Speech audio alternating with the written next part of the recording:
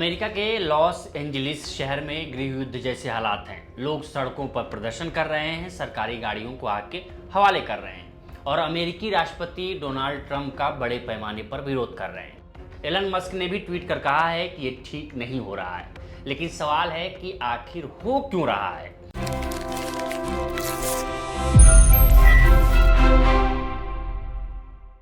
इसे जानने से पहले इन तस्वीरों को पहले देख लीजिए आप। हथियारबंद सैनिक, सड़कों पर बख्तरबंद गाड़ियां और 2000 से ज्यादा नेशनल गार्ड की तैनाती। तस्वीरें देखकर ऐसा लग रहा है कि मानो ट्रंप ने लॉस एंजलिस को सेना के हवाले कर दिया है।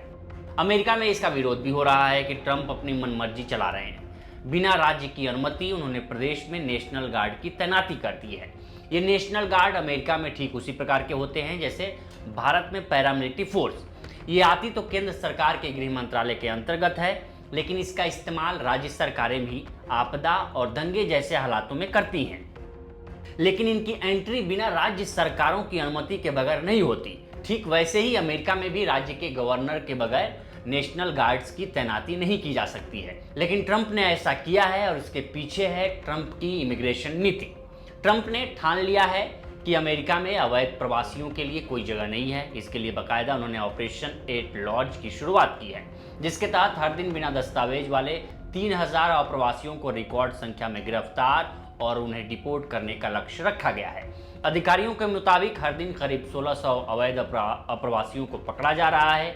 अमेरिका में इसी का विरोध हो रहा है। इस विरोध की शुरुआत 6 जून को हुई, जब लॉस एंजलिस में 118 अप्रवासियों की गिरफ्तारी करने आईसीई की टीम पहुंची। ये टीम वही है जो ट्रंप ने गठित की है अप्रवासियों को पकड़ने के लिए अवैध, जिसके बाद हिंसा भड़क उठी। आईसीई की रेड पर भड़के लोगों ने सड़कों पर आगजनी और पत्थरबाजी शुरू कर दी। इसके बाद देखते देखते प्रदर्शन की आग लॉस एंजलिस से लेकर न्यूयॉर्क तक फैल गई। पहले तो इस हालात पर काबू पाने के लिए कैलिफोर्निया की पुलिस ने कोशिश की, लेकिन ट्रंप के मुताबिक वहां के गवर्नर और मेयर हालात पर काबू पाने में विफल रहे, जिसके बाद ट्रंप ने बिना राज्य की अनुमति 2000 गार्ड की नेशनल गार्ड की तैनाती कर दी, जिसका कैलिफोर्निया की सरकार ने विरोध किया और इसे केंद्र की ट्रंप सरकार का तानाशाही रवैया करार दिया। ये नौबत इसलिए भी आई क्योंकि कैलिफोर्निया राज्य में डेमोक्रेटिक सरकार है और ट्रंप रिपब्लिकन है, और प्रांत के governor Gavin Newsom Los Angeles में सुरक्षा बलों की तैनाती का विरोध कर रहे हैं। उन्होंने एक सोशल पोस्ट लिखकर इस फैसले को सोचा समझा भड़काऊ कदम बताया है। उन्होंने लिखा है कि ट्रंप ने नेशनल गार्ड की तैनाती इसलिए नहीं कर रहे हैं कि पुलिसकर्मियों की कमी है, बल्कि इसलिए कर रहे हैं, उन्होंने किया है क्योंकि वो तमाशा चाहते हैं। उन्होंने आगे लिखा कि तमाशा मत कीजिए, हिंसा का इस्तेमाल कभी मत करिए, शांति से अपनी बात कहिए। हालांकि ट्रंप इसका संकेत पहले से दे रहे थे। उन्होंने एक सोशल मीडिया पोस्ट में लिखा था कि अगर कैलिफोर्निया के गवर्नर गाविन न्यूसम और लॉस एंजलिस के मेयर कैरेन बैस अपना काम नहीं कर सकते, तो जो कि हर किसी को पता है कि वो नहीं कर सकते हैं, तो संघीय सरकार दखल देगी और दंगे और लुटेरों की समस्या उसी तरह सुलझाएगी जिस तरह इसे सुलझाया जाना चाहिए। जिसके बाद ट्रंप ने नेशनल गार्ड की तैनाती कर दी। अब ऐसे में सवाल उठ रहा है कि आखिर राष्ट्रपति किस आधार पर नेशनल गार्ड की तैनाती कर सकते हैं। दरअसल आमतौर पर प्रांतीय कानून व्यवस्थाएं प्रांतीय सरकार के अधिकार क्षेत्र का विषय है। माना जाता है कि कानून व्यवस्था बनाकर रखना पुलिस का काम है, लेकिन परिस्थिति विशेष में प्रांतीय सरकार अतिरिक्त सुरक्षा के लिए नेशनल गार्ड को तैनात करती है।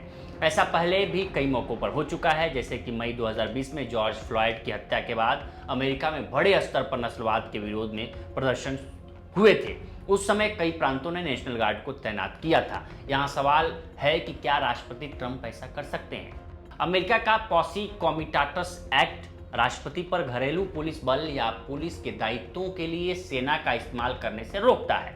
ब्रेनन सेंटर फॉर जस्टिस के अनुसार इस अधिनियम में बस एक पंक्ति है जो ऐसे मामलों या परिस्थितियों को छोड़कर, जो कि संविधान या एक्ट ऑफ कांग्रेस द्वारा स्पष्ट रूप से अधिकृत है, जानबूझकर सेना के किसी भी हिस्से को या वायुसेना को कानून का पालन करवाने के लिए पॉसी कॉमिटास यानी कि पावर ऑफ द काउंटी के तौर पर या अन्यथा इस्तेमाल करता है, उस पर इस कानून के तहत जुर्माना लगाया जा सकता है या अधिकतम 2 साल तक की कैद हो सकती है, या फिर दोनों हो सकते हैं। सरल भाषा में कहें तो जब तक कोई कानून या संविधान इजाजत नहीं देता है, तब तक सैन्यकर्मी सिविलियन लॉ इन्फोर्समेंट में हिस्सा नहीं ले सकते हैं, यानी वो पुलिस का काम नहीं कर सकते हैं। जैसे हमारे भारत में भी ऐसा होता है कि सेना दंगे उंगे या जो फसाद होता है वहाँ नहीं जाती है, वहाँ स्टेट पुलिस वहाँ का काम करती है। लेकिन अमेरिका में एक कानून है जो राष्ट्रपति को घरेलू स्तर पर सेना तैनात करने की इजाज़त देता है। इस कानून का नाम है इंसरेक्शन एक्ट। मूल रूप से 1792 में बना यह कानून राष्ट्रपति को ये अधिकार देता है कि वह देश के भीतर सेना को तैनात करे और खास परिस्थितियों में अमेरिकी नागरिकों के खिलाफ सेना को इस्तेमाल करे। हालांकि वर्तमान कार्रवाई इंसरेक्शन एक्ट के तहत नहीं हुई है, फिर भी बेजा इस्तेमाल की आशंकाओं के मद्देनजर विशेषज्ञ लंबे समय से इंसरेक्शन कानून में सुधार की जरूरत रेखांकित कर रहे थे और इसको इंगित कर रहे थे। हालांकि ट्रंप ने इस कानून का इस्तेमाल नहीं किया है, लेकिन वो अतीत में इसके इस्तेमाल की चेतावनी दे चुके हैं। साल 2020 में जॉर्ज फ्लॉयड के मारे जाने के बाद हुए प्रदर्शनों के समय ट्रंप ने प्रांतीय सरकारों से कहा था कि वो अपने नेशनल गार्ड वाशिंगटन डीसी भेजें। कई प्रांतों ने ऐसा किया भी। मीडिया रिपोर्ट्स के मुताबिक उस समय ट्रंप ने इंसरेक्शन एक्ट का इस्तेमाल करने की चेतावनी दी थी। ब्रिटिश अखबार द गार्जियन के अनुसार तत्कालीन रक्षा मंत्री मार्क एस्पेयर ने ट्रंप की इस चेतावनी का विरोध भी किया था। उन्होंने कहा था कि इस कानून का इस्तेमाल केवल बेहद जरूरी परिस्थितियों में ही किया जाना चाहिए। लेकिन अब ट्रंप ने जो कार्रवाई की है वो भले ही उनके समर्थकों को रोमांचित करे, लेकिन लोकतांत्रिक दृष्टि में कहीं से भी सही कदम नहीं है, क्योंकि ट्रंप का ये कदम राज्य के अधिकारों पर कुठारा घात है। तो फिलहाल इस वीडियो में इतना ही। बाकी देश दुनिया की तमाम खबरों के लिए बने रहें लोकमत हिंदी के साथ।